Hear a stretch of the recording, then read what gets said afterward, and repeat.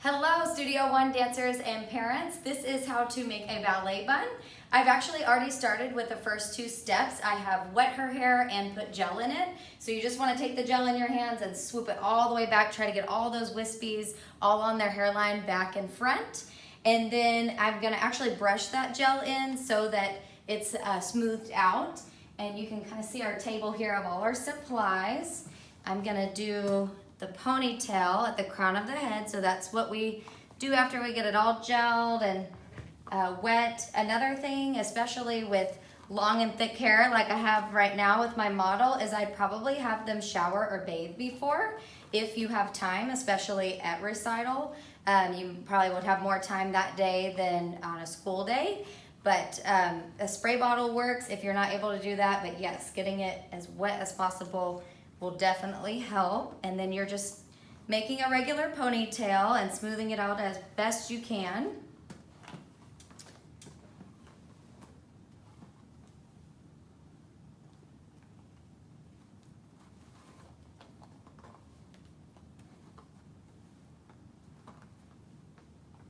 And then I'm even gonna flip hers over here so I can get the bottom here. She's got long and thick hair.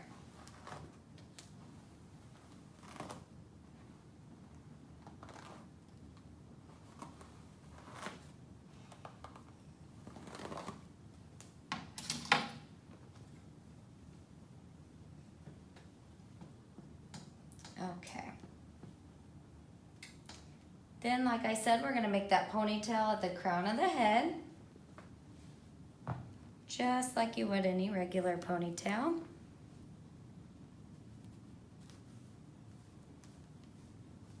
And then you can either add some more gel and some hairspray to the base here, or you can wait till the end. I'm gonna wait till the end.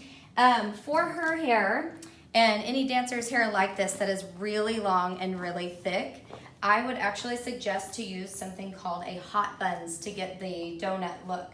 So a hot buns is gonna give you the same end product as a donut, a classic donut like what I'm using right now. But it is a donut that's split and you actually roll it up and then you snap it, and it has a built-in hair tie as well. So you can use that, or you can just use a regular donut. So we're gonna look down and try to get their hair where it's level to make it easier for you moms and maybe dads doing the bun. So I'm gonna thread the ponytail through the donut just like so and press it down onto her head so that it's all the way through.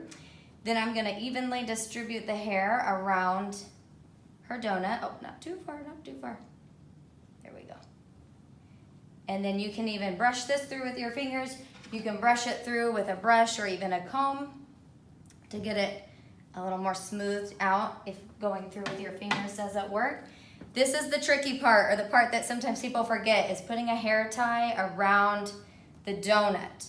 So that is actually gonna give you your more tight look, and these little flyaways there, the things that pop up, that will actually be resolved once we get the hair net on there. That's why we use a hair net. So if it kind of gets a little bumpy there once you put the hair tie on, don't worry. And then we're gonna take this and wrap her hair around. I'm gonna kind of twist. The thicker and long hair, if you twist it, it'll stay a little bit better.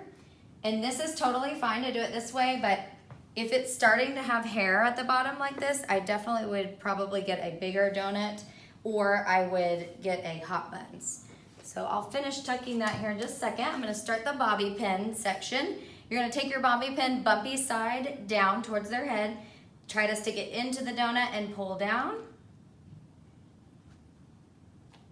There you go. I'm also gonna try to get some on her hair that's below the donut.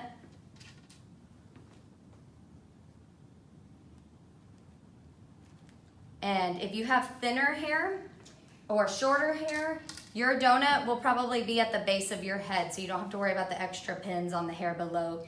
You'll actually just have one donut looking thing on your head. But if you have longer and thicker hair, it'll probably look more like this.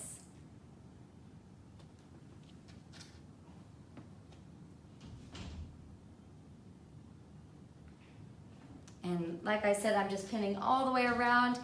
This part is not the easiest to endure sometimes for the dancers with tender heads, But of course, the more pins you have, the more secure it'll be. And you want to be nice and secure for your performances and recital.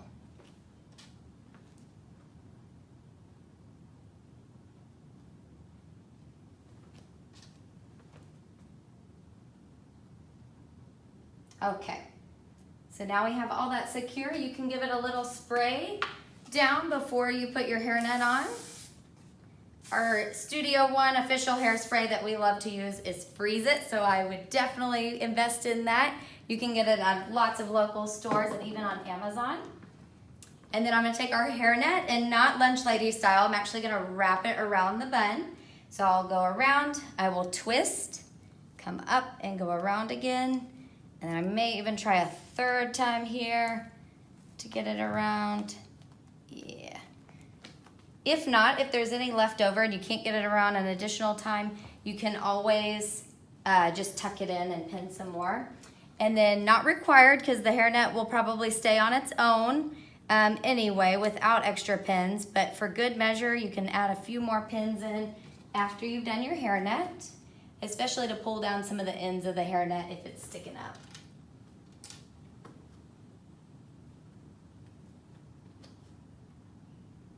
And it's all right if the little bobby pins poke out, sometimes that happens. Then we're gonna give her a nice spray down here.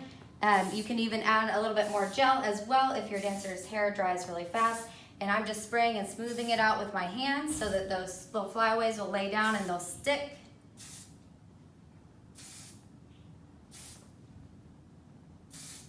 And if your dancer, a little addendum here, if they have layers or anything, feel free to put bobby pins. Go ahead and look down. Put bobby pins right here to keep these layers nice and secure. That's another trick as well. Okay, look up. And there's your finished bun product.